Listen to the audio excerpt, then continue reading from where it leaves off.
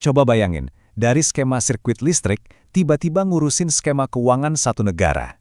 Nah, ini dia kisah Purbaya Yudi Sadewa. Seorang insinyur loh, yang jalannya tuh bener-bener gak ketebak, sampai akhirnya jadi Menteri Keuangan Indonesia. Oke, jadi ceritanya gini. Tanggal 8 September 2025, ada nama baru yang dipercaya pegang kendali keuangan negara kita.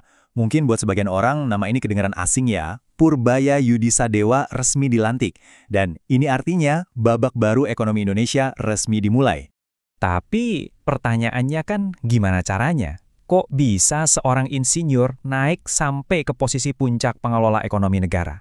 Nah, perjalanan dia yang super unik inilah yang mau kita bedah bareng-bareng. Karena di setiap lika-likunya, kita bakal nemuin kunci buat ngerti cara pandang dia yang beda dari yang lain. Oke, buat ngerti cara berpikirnya, kita harus mundur dulu nih, jauh ke titik awalnya. Dan titik awalnya itu bukan di ruang rapat Bank Indonesia, tapi justru di laboratorium teknik. Purbaya ini lahir tahun 1964. Awalnya dia kuliah di ITB, jadi anak teknik elektro. Otaknya diasah buat mikir logis, presisi, khas insinyur banget. Tapi disinilah plot twistnya. Dia bikin lompatan yang mengejutkan banget. Dia terbang ke Amerika, tapi bukan buat lanjutin S2 teknik. Malah dia banting setir total, terjun ke dunia ekonomi di Purdue University, dan dapat gelar doktor dari sana. Coba dibayangin kombinasi ini. Di satu sisi, ada pola pikir insinyur yang selalu cari solusi praktis yang bisa diukur, yang jelas. Nah, di sisi lain, ada pemahaman mendalam seorang ekonom soal sistem yang kompleks dan kadang abstrak. Kombinasi langka kayak gini, inilah yang bakal jadi ciri khas dia di sepanjang karirnya. Nah, terus dengan bekal dua ilmu yang beda banget ini, di mana dia pertama kali menguji kemampuannya? Jawabannya, di dunia korporasi. Tempat di mana teori ekonomi itu diadu langsung sama kerasnya realita pasar. Dia tuh nggak langsung loncat ke dunia keuangan loh. Awalnya dia benar-benar ngerasain kerja di lapangan, jadi insinyur di Schlumberger. Pengalaman ini ngasih dia fondasi yang praktis banget. Baru deh di tahun 2000 dia resmi banting setir, gabung sama Dana Reksa. Dan disinilah kemampuan uniknya mulai kelihatan. Dia jago banget merjemahin data-data ekonomi yang jelimet jadi analisis yang tajam dan yang paling penting gampang dimengerti. Buat banyak orang, jadi analis top itu udah puncak karir kan. Tapi buat Purbaya, kayaknya nganalisis doang tuh nggak cukup. Dia punya dorongan buat masuk ke ruangan tempat analisis itu diubah jadi aksi nyata. Ruangan di mana keputusan-keputusan besar diambil. Dan dia berhasil. Dia jadi direktur utama di Dana Reksa Sekuritas. Terus masuk jajaran direksi. Artinya apa? Dia nggak lagi cuma jadi pengamat pasar. Sekarang dia ikut jadi nahkodanya. Dia dapat pengalaman langsung lola risiko, bikin strategi perusahaan, dan ngerasain dinamika pasar modal dari kursi kemudi. Nah, ini poin pentingnya.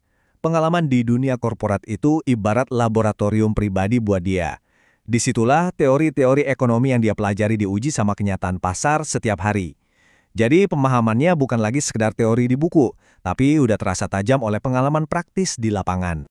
Setelah sukses di swasta, Purbaya dapat panggilan baru. Kali ini bukan lagi soal keuntungan perusahaan, tapi soal pengabdian untuk negara. Coba lihat deh, jangkauannya luas banget. Mulai tahun 2010, dia nggak cuma ngurusin satu bidang aja. Dia bergerak dari isu ekonomi murni, pindah ke strategi kepresidenan, bahkan sampai ke ranah Polhukam. Ini bukan sekedar daftar jabatan ya. Ini bukti kalau dia bisa pakai kacamata ekonominya untuk melihat berbagai macam tantangan negara. Puncaknya itu waktu di Kemenko Maritim. Di sini perannya jadi makin strategis. Dia bukan lagi cuma kasih masukan, tapi ikut ngelola isu-isu yang super penting. Kedaulatan laut, kekayaan alam kita, sampai ketahanan energi. Nah, disinilah dia benar-benar digosok dalam dunia politik dan pembuatan kebijakan level tinggi. Sekarang, kita sampai ke perannya yang bisa dibilang paling krusial sebelum dia mencapai puncak. Sebuah posisi yang menempatkan dia tepat di jantung pertahanan sistem keuangan Indonesia di saat-saat yang paling genting. Oke, sebelum lanjut, kita perlu paham dulu nih, LPS itu apa sih? Ini bukan lembaga biasa ya. Anggap aja, LPS itu jaring pengaman utama buat seluruh sistem bank di Indonesia. Tugas utamanya yaitu memastikan kita semua masyarakat tetap percaya sama bank, apalagi pas lagi ada krisis. Dan coba perhatiin timingnya. Dia masuk jadi ketua LPS bukan pas keadaan lagi adem ayem. Dia dipanggil buat mimpin justru pas lagi ada badai pandemi global. Momen di mana rasa takut dan nggak pasti itu bisa banget bikin orang panik dan narik duit rame-rame dari bank, yang bisa ngeruntuhin sistem. Jadi tugasnya ini fundamental banget. Ini bukan cuma soal angka-angka di laporan keuangan, tapi soal menjaga rasa aman jutaan orang di seluruh Indonesia yang nabung di bank. Nah, ini bagian yang paling menarik. Peran dia itu kayak penjaga yang nggak kelihatan. Namanya mungkin jarang masuk headline berita setiap hari.